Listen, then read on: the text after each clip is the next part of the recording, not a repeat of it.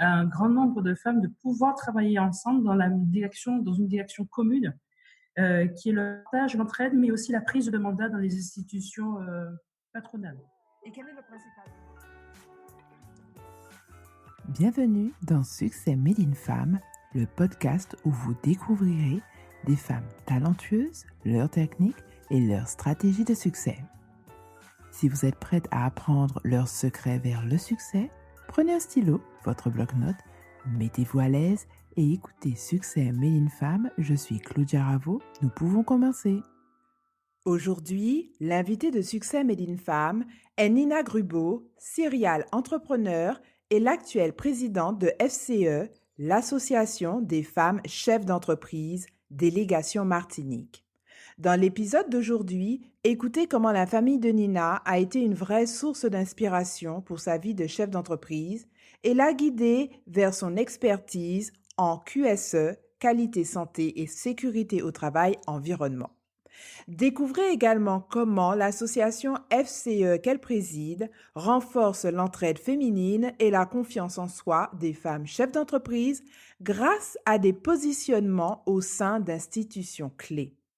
Au cours de cet épisode, Nina dévoile comment elle optimise le travail avec son équipe, les raisons qui l'ont inspirée à favoriser le sport et l'esprit positif auprès de ses collaborateurs, son organisation afin de rester performante et bien d'autres choses.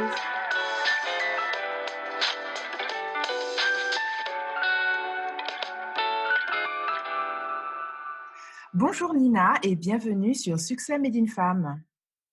Merci, bonjour Claudia, merci pour cet accueil.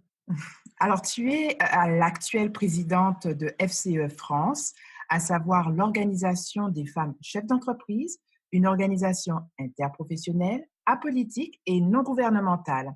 Peux-tu nous dire en quelques mots quelles sont les missions de FCE France en Martinique? Alors, je vais juste me permettre d'apporter une précision. Je suis la présidente de l'association Femmes Chefs d'entreprise, donc FCE, délégation Martinique. D'accord. Parce qu'effectivement, il s'agit d'une association nationale avec la présidente Anne-Sophie Panseri, qui compte un certain nombre de délégations régionales, dont celle de la Martinique. Et combien de membres sont enregistrés au sein de la délégation Martinique? Alors, la délégation Martinique compte aujourd'hui une quinzaine de membres, en sachant que c'est une délégation qui existe depuis 34 ans. Et donc, comme toute structure, elle a connu des bas et des hauts également. Et au plus fort de son pic d'activité, on comptait 70 membres. D'accord. Donc là, en train de faire tout le nécessaire, notamment en matière de communication, pour revenir à ce niveau de membres en termes de quantité. Alors justement, quel est le challenge que rencontrent généralement les femmes chefs d'entreprise et particulièrement en Martinique? Alors, le challenge, il est le réseau. Il s'agit avant tout d'un réseau d'entraide entre femmes. Et donc, du coup, qui dit réseau dit aussi compatibilité, accepter les valeurs, être d'accord et accepter les valeurs de l'association pour pouvoir travailler ensemble. Comme on sait, travailler ensemble n'est pas toujours évident. C'est un peu comme un mariage, hein. Des fois ça fonctionne, des fois ça fonctionne pas. Donc le challenge au niveau de la délégation Martinique est de permettre à un grand nombre de femmes de pouvoir travailler ensemble dans une direction commune, qui est le partage, l'entraide, mais aussi la prise de mandat dans les institutions patronales. Et quel est le principal bénéfice dont peuvent bénéficier les femmes chefs d'entreprise en étant membres au sein de la FCE Délégation Martinique? En fait, cette association qui n'est pas un club d'affaires, donc la question n'est pas forcément de savoir qu'est-ce que l'association peut leur apporter à chacune de nos membres, mais qu'est-ce qu'elles peuvent apporter à l'association. On est là avant tout pour aider les femmes chefs d'entreprise à avoir davantage confiance en elles, pour pouvoir accepter, pour pouvoir être conscientes qu'elles sont capables de mener des mandats patronaux. Que ce soit à la chambre de commerce, à la chambre de métier, à la CAF, au prud'homme, à la sécurité sociale, etc. En fait, partout où il y a des institutions patronales qui sont représentées. Et donc, par ricochet, l'association permet de créer son réseau, mais permet aussi à titre personnel d'avoir davantage confiance en ses capacités. Et donc, chacune doit apporter sa pierre. Donc, c'est plutôt quels sont les éléments que chaque membre peut apporter à l'association pour lui permettre d'avoir beaucoup plus de femmes dans les instances patronales. On peut voir une augmentation des femmes chefs d'entreprise. Est-ce qu'il y a des répercussions et des changements dans l'approche de la négociation des affaires, justement quand elles sont situées à des postes tels que tu les as mentionnés, les prud'hommes? Ce n'est pas la finalité, mais ça peut être une conséquence. Lorsqu'on accepte un mandat au prud'homme, ça demande quand même une certaine... ça demande du temps, ça demande du travail sur des domaines qui ne sont pas forcément le cœur de métier initial. Mais lorsqu'on a terminé un mandat comme celui-ci, on en ressort forcément grandi. On en ressort aussi avec davantage de compétences et de connaissances. Et en cela, on sait très bien que le jour où on arrête d'apprendre, c'est le jour où nos sociétés vont commencer à péricliter. Accepter des mandats ne va pas permettre d'augmenter le chiffre d'affaires à la fin du mois. Là, il faut pas mentir et il faut dire les choses très, très clairement. Mais par contre, ça nous permet sur le long terme, à moyen et à long terme, de permettre à nos sociétés de grandir. Parce que nous aurons grandi. En plus de cette mission de présidente, tu es toi-même chef d'entreprise dans plusieurs structures. Ton expertise est notamment en matière de qualité, santé et sécurité au travail, l'environnement. Comment est née cette passion? Je suis fille d'agriculteur. Donc, mes parents avaient une exploitation de bananes. Donc, tout ce qui est lié à l'environnement et la nature, je suis née dedans, en fait. Donc, c'est de fait. Et puis, après, au moment où il fallait commencer à gagner sa vie, il fallait bien... Alors, reprendre l'exploitation de bananes, c'était pas trop mon truc, en fait. Ça, pour les grands frères et sœurs, nous sommes une famille très, très nombreuse et il y en a quand même pas mal qui sont bien avant moi. Donc, j'ai laissé ça pour eux. Et donc, l'environnement était déjà de facto dans mes critères de recherche d'une vocation professionnelle. Et ensuite, c'était de savoir comment je pouvais aider les autres à mieux vivre leur activité, que ce soit professionnelle. Puis, comment je pouvais aider aussi avec ma contribution et mes connaissances à ce qu'on prenne un peu plus en compte l'environnement naturel dans le développement des activités économiques. Et donc, la partie QSE est arrivée, qualité, sécurité, environnement. Quand tu as commencé ton parcours de chef d'entreprise, quelles étaient tes aspirations? Mon cas est un petit peu particulier parce que, comme je vous ai dit, une famille très nombreuse. J'ai beaucoup de frères et sœurs avant moi, un petit peu aussi après moi. Et 80... Vous êtes combien? Je réfléchis en fait. Nous sommes 9. Wow. Belle fratrie. Et 80% d'entre eux sont chefs d'entreprise. Et mon père était chef d'entreprise aussi, donc on sait pas. J'ai bien eu une formation en tant que salarié. Enfin, j'ai bien été salarié à un moment, mais je savais que c'était uniquement pour avoir de l'expérience en fait, avant de me lancer dans mon secteur d'activité. Parce que dans mon secteur d'activité, je suis la seule de la famille à y être. Et donc, j'ai baigné dedans, en fait. C'est pas comme certains où ils ont dû réfléchir, se poser pour savoir s'ils voulaient y aller avec tous les risques que cela pouvait comprendre. Je suis allée dedans parce que j'ai vécu dedans. D'accord. Et comment restes-tu inspirée pour travailler justement dans ces différentes structures et en plus d'être présidente de la délégation FCE France? Justement, parce que je rencontre beaucoup de personnes, beaucoup de femmes, mais d'hommes aussi inspirants et qui, lors d'un déjeuner, d'un dîner ou même d'une rencontre professionnelle, etc., lorsqu'on fait des partages d'informations entre chefs d'entreprise, ça inspire en fait. Ça inspire et j'ai des collaborateurs aussi extrêmement inspirants qui fait que lorsqu'on fait nos réunions mensuelles, on a toujours des propositions d'amélioration, des pistes d'amélioration qui nous permettent d'être toujours motivés et puis surtout d'avoir toujours des idées pour aller de l'avant. Le principe il est simple, c'est de savoir comment on peut aider l'autre, pour nous, comment on peut aider nos sociétés clients à avancer et à progresser. Et avec du recul, de quoi es-tu la plus fière? Alors, j'avais posé cette question. De quoi je suis le plus fière? Mais en fait, là où j'en suis et grâce aux gens qui sont autour de moi, enfin, je suis plutôt satisfaite de ce que j'ai pu mener, que ce soit au niveau des sociétés, qu'au niveau de l'association, parce qu'au niveau de l'association, je suis l'une des plus jeunes. Et dans l'association, toutes les anciennes présidentes, elles sont toujours là et elles m'aident énormément en termes d'accompagnement, de réseau, de pour rencontrer les bonnes personnes au bon moment. Et, euh, et ça je suis plutôt contente parce que quand je vois dans d'autres délégations, ça se passe pas forcément bien entre les anciennes présidentes et les nouvelles. Et dans la nôtre, ça se passe plutôt bien. Ben, je suis plutôt contente, quoi. Je suis plutôt contente d'être entourée d'autant de bonnes personnes. Tu as beaucoup parlé de tes parents, de ta famille. Quelles sont les valeurs selon toi que tes parents t'ont transmises et qui ont été essentielles dans ton parcours de réussite? Savoir s'entourer des bonnes personnes. Ma mère enfin, mes parents nous ont toujours dit, les amis c'est bien, euh, mais il faut savoir les choisir.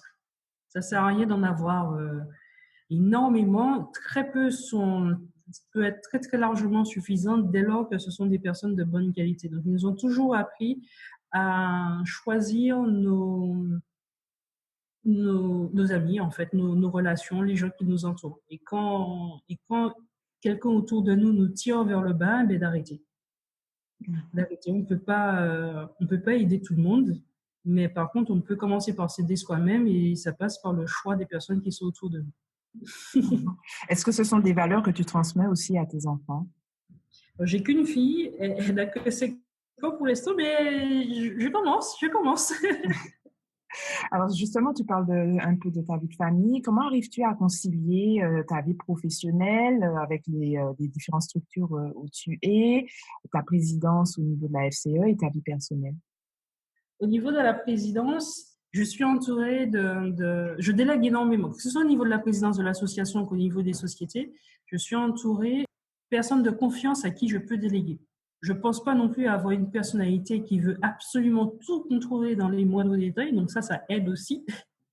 Avec une organisation, alors j'ai pris beaucoup de temps à trouver quand même une organisation qui puisse tenir la route. Mais avec une organisation et puis les personnes de confiance, mais je pense que j'arrive à faire pas mal de choses. Alors c'est sûr que de temps en temps, il y a quelques loupés, hein, mais bon, pas qu'on arrive à rectifier, que j'arrive à rectifier rapidement. Est-ce qu'il y a des choses que tu as appris en tant que mère que tu as pu dupliquer dans ta vie professionnelle ou vice-versa? Très bonne question. Qu'est-ce que j'ai? La confiance n'exclut pas le contrôle. Quand je dis à ma fille, va nettoyer ta chambre, elle me dit, oui, maman, c'est fait. Quand j'y vais, c'est pas fait. Et donc, je l'applique aussi dans les sociétés. Ils ont, mon équipe et je pense, fait partie. Enfin, ils ont une grande liberté, mais on fait quand même des contrôles réguliers. Ouais, une supervision. Voilà, c'est ça. Et quelles habitudes, de point de vue personnel, quelles habitudes physiques, mentales, tu mets en place pour maintenir ton bien-être face aux challenges que tu peux rencontrer en tant que chef d'entreprise? Alors, du coup, ces habitudes, je l'ai un petit peu imposées, mais mon équipe l'a accepté, que j'ai transféré sur mon équipe. Euh, une activité sportive, c'est très, très fortement conseillé dans mon équipe. Mhm. Elles peuvent choisir le rythme entre 2 à 3 fois par semaine. Je laissé quand même une petite souplesse. Mhm. Et puis, ce qui pourrait s'apparenter à de la méditation ou bien à des esprits zen, en tout cas à un esprit positif. D'accord. Toujours se dire que après la pluie, il y a forcément le beau temps. Donc, quand on passe par des phases compliquées, surtout lorsqu'on est en phase de croissance, donc on joue énormément avec les investissements et la trésorerie actuelle, euh, toujours se dire que demain, il fera beau, même si ces temps-ci, il fait un peu gris, quoi. Ton équipe, elle est située dans toute la Caraïbe, Martinique, Guadeloupe, Guyane. Comment vous vous organisez pour avoir une collaboration fluide? Là, on est encore en train de tester une nouvelle méthode. On est sur On a un outil collaboratif sur Internet, le partage des dossiers, etc. On a des réunions hebdomadaires tous les lundis, soit par visio ou par téléphone, avec des comptes rendus qui sont synchronisés sur tous les PC. Mais voilà, je sens qu'il manque encore quelque chose, donc on n'est pas encore complètement au point dessus. Mais on est surtout sur des éléments collaboratifs et participatifs sur Internet. Tu as plusieurs casquettes. À quoi ressemble une journée type avec toi? Il faut être à l'aise dans ses talents. Est-ce que ça court? En fait, c'est pas une journée type, ce serait plutôt une semaine type. Parce que les semaines, D'accord. elles se ressemblent beaucoup. Le lundi, c'est les réunions hebdomadaires avec les équipes. Le mardi, séance de travail avec un certain nombre de clients. Le mercredi également. Le jeudi, c'est pour travailler sur les dossiers. Et les vendredis, séance, fait les rendez-vous à droite, à gauche avec les différents partenaires, etc. Donc, c'est à peu près chaque semaine, c'est à peu près. Quels conseils peux-tu partager avec les auditrices, surtout celles qui sont dans la phase de démarrage de projet et de carrière en tant que chef d'entreprise, sur la collaboration avec une équipe? Dès lors que vous avez trouvé une activité qui vous plaise, il faut vraiment trouver une activité qui vous plaise. Comme ça, le matin, vous vous réveillez avec beaucoup de bonheur de ce nouveau défi qui se présente à vous. Et ensuite, les salariés, les collaborateurs il faut choisir les collaborateurs, oui, sur leurs compétences, sur leurs diplômes, mais surtout, ça c'est ce que moi je fais, c'est une sélection des collaborateurs sur leur savoir-être. L'équipe, elle n'est pas très grande, j'ai une petite équipe, et donc l'affinité entre chaque membre de l'équipe est extrêmement importante. Ça m'est déjà arrivé une fois de me séparer de quelqu'un parce que l'affinité ne se faisait absolument pas avec les autres membres de l'équipe. Et donc, il faut que cette affinité soit là. Si on recrute quelqu'un, certes, qui a de très beaux diplômes, qui a beaucoup d'expérience, mais que la mayonnaise ne prend pas avec les autres membres, il n'y a aucune raison que les performances de l'entreprise soient là. Donc, cette personne doit partager les mêmes valeurs que vous. On a parlé tout à l'heure des pensées positives, etc. Je ne pense pas qu'actuellement, dans mon équipe, j'ai quelqu'un qui vous savez, qui est toujours en train de se morfondre, toujours en train de se plaindre, jamais content, tout le temps en train de rouspéter. Bien au contraire, alors, j'ai des gens qui majoritairement sont positifs. Optimiste et volontaire. Exactement. En côtoyant toutes les femmes par rapport à tes différents postes, quel trait de caractère t'inspire le plus chez la femme chef d'entreprise? La persévérance. Dans le réseau, il y a notamment les anciennes présidentes, elles sont là depuis plus d'une quinzaine d'années au sein de l'association. Et quand je regarde leur parcours, je suis tout simplement admiratif. Ce sont des femmes qui ont tenu bon, On m'avait posé la question une fois si pour moi c'était plus compliqué qu'à l'époque. Mais je dois admettre que pour moi, c'est moins compliqué parce que ces femmes-là, elles ont fait un sacré boulot en amont, quoi. Qui fait que quand moi, je me présente auprès d'une institution, tout le boulot est déjà fait. Donc, j'ai pas besoin de convaincre de la crédibilité de l'association. Elles l'ont déjà fait et elles l'ont fait à force de persévérance. Elles ont déjà pavé le chemin. Exactement. Mais nous arrivons vers la fin de cette interview. Nous allons aborder maintenant les questions prudentes où il s'agit pour toi de dire ce qui te vient en premier à l'esprit à chaque question. D'accord.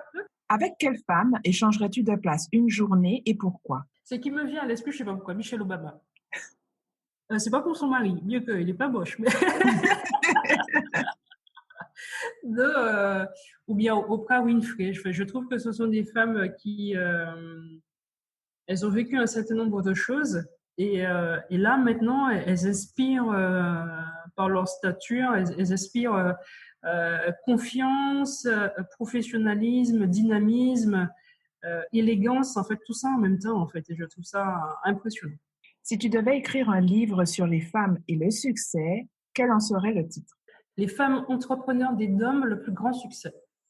Quel conseil donnerais-tu à la femme que tu étais quand tu avais 20 ans?